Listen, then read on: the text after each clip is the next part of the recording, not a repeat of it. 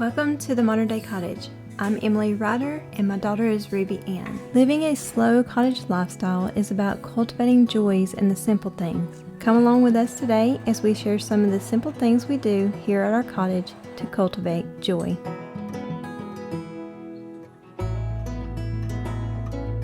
Today we're going to start by making a whole wheat sourdough bread recipe. You can make this in a bread machine or you can do stretch and folds like I'm going to do here today. This is one of my absolute favorite bread recipes. You can use nuts in it if you prefer. I use sunflower seeds and poppy seeds. But again, you can omit those or you can add them to the recipe in place of different nuts and seeds. Whatever your preference is, don't feel constrained to use the sunflower seeds and the poppy seeds if that's not your preference. But we enjoy this bread with our grilled cheese panini sandwich that we're going to make later on.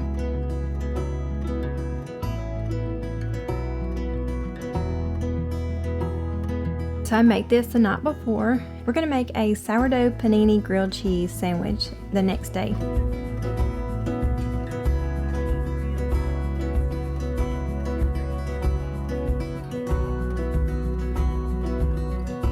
So what we're going to do is we're going to make the bread and mix it all up, and you're going to make a thick dough with it. It's not going to be like your sourdough bread recipes where they come together really good and they make a real stiff dough. This dough is not glossy and it doesn't come together like you do with your bread flour. So don't worry, don't keep adding more flour and don't keep adding more liquid to this. Just follow the recipe. And I promise you all the bran and all the fiber will start soaking up all that extra liquids. And then just do your stretch and folds. The first couple of stretch and folds are going to look wonky compared to your bread flour recipes. But the tip is to wet your hands to do the stretch and folds.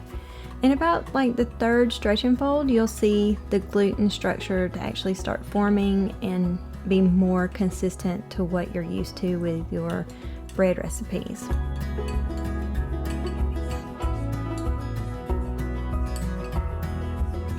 You're going to let this set out overnight. If your temperatures are above 73 degrees, go ahead and do a cold retard in the refrigerator. So that's what the term is, but what it is it's just slowing down the fermentation process. But you'll see later on in the video, I actually let it overproof because we went out to the garden and got busy and I totally forgot about baking the bread for our grilled cheese panini sandwich.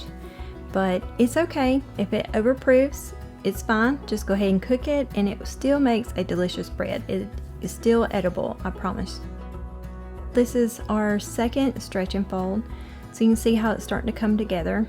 But it still doesn't look like, a regular bread flour sourdough recipe. So you'll do 4 of those stretch and folds every 45 minutes. And so the next day, Ruby and I have got these 3 other raised beds that we've got to weed and get ready for our growing season.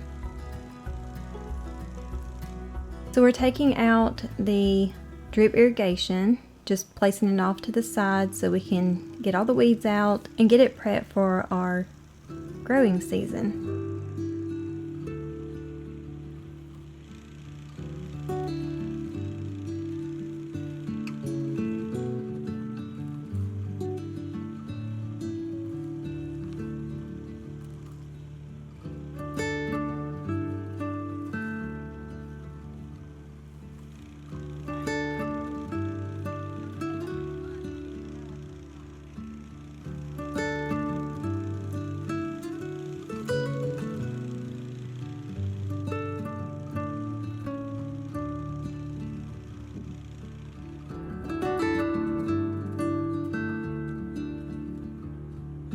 There was quite a few weeds. We got one of the beds done, now we're working on the second bed, and then we're going to finish off that third bed.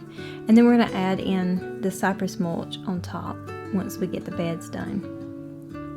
So this is what we do every spring. We get the beds going.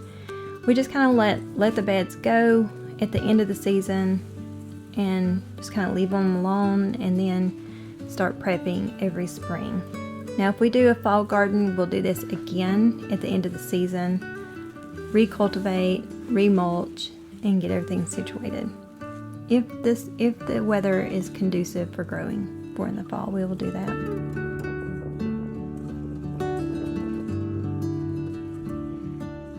It took about 2 bags per 8x4 bed.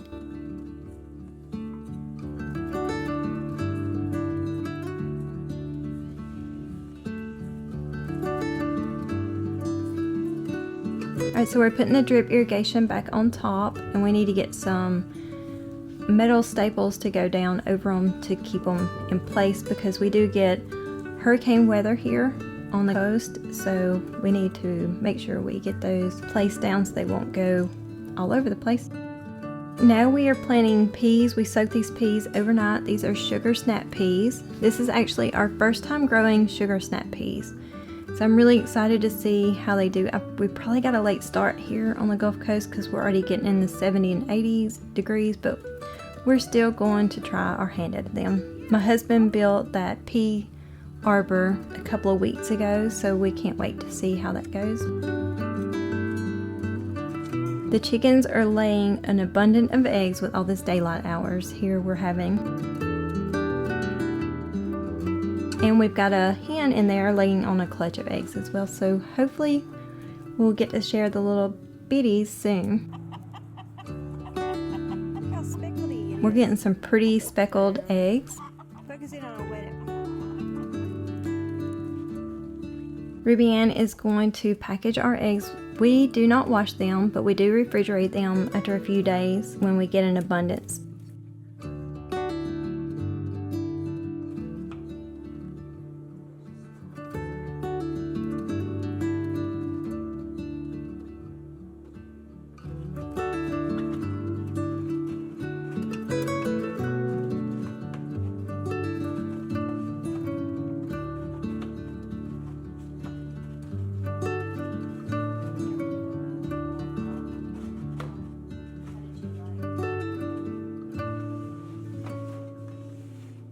We're going to finish up that sandwich bread. I let it overproof just a little bit too much, but that's okay. Like I said earlier, you can still eat it. And I'm just going to make a bowl. That's what I'm doing here. I'm just shaping it up to make a bowl. You could put this in a loaf pan as well. Don't feel like you have to subject yourself to just making bowls if you're doing sourdough bread. Sourdough bread was made thousands of years ago, and they made them in all different shapes and sizes. So don't feel like you have to stick with just the round shapes that you see or the oblong shapes. You can put them in loaf pans. You can make rolls out of them.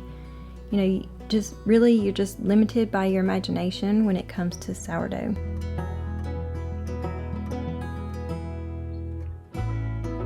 There's not any one fast, hard rule with sourdough. I use discard sometimes I'll use as a starter. You know, so if you use the discard, it just takes longer for it to rise. That's it. But you can use starter and it's quicker rise time. And now we're just gonna score the bread. I love using these Japanese scissors. It makes a cute little design. And we put an Instapot rack in there and 6 ice cubes, and that will give the Dutch oven steam as it cooks. And the Instapot rack at the bottom will keep your sourdough from burning as well, so that's another tip. You can find this blog post at themoderndaycottage.com for step-by-step instructions and a printable recipe card.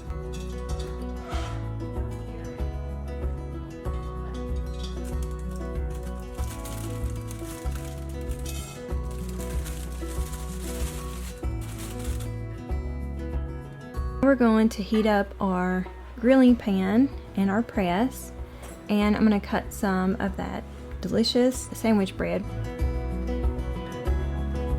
And we're going to make a grilled cheese panini sandwich with this. We like using mustard mayonnaise, smoked Gouda cheese. If you have never tried smoked Gouda cheese, oh my world, it's a whole new level of experience with flavor profiles. It is absolutely so good. And another tip, use Granny Smith apples with the smoked Gouda cheese. Tastes really, really good paired together. It is a good combination. If you love garden fresh tomatoes, these are vine-picked garden tomatoes from Florida. So these are absolutely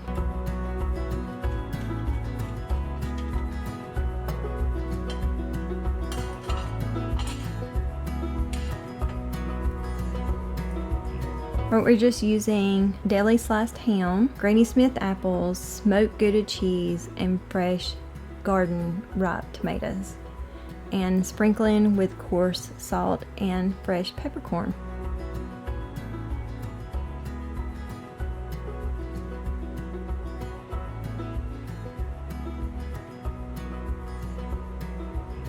You're going to put this in your cast iron griddle.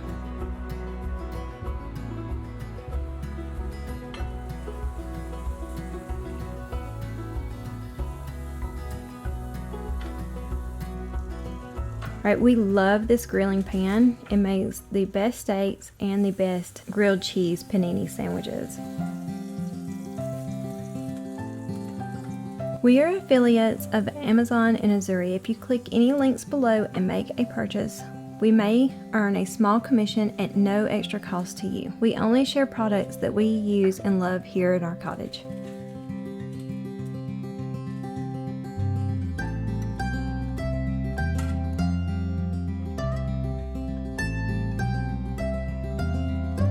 We thoroughly enjoyed our sourdough grilled cheese panini sandwich with some dill pickles beside it. It has been a long day cultivating joy in our garden. We cannot wait to show you more plants and as the garden starts to bloom. Thank you again for watching the Modern Day Cottage, and as always, we will share homemade recipes, cottage living, and a cozy home. We hope to see you in the next video.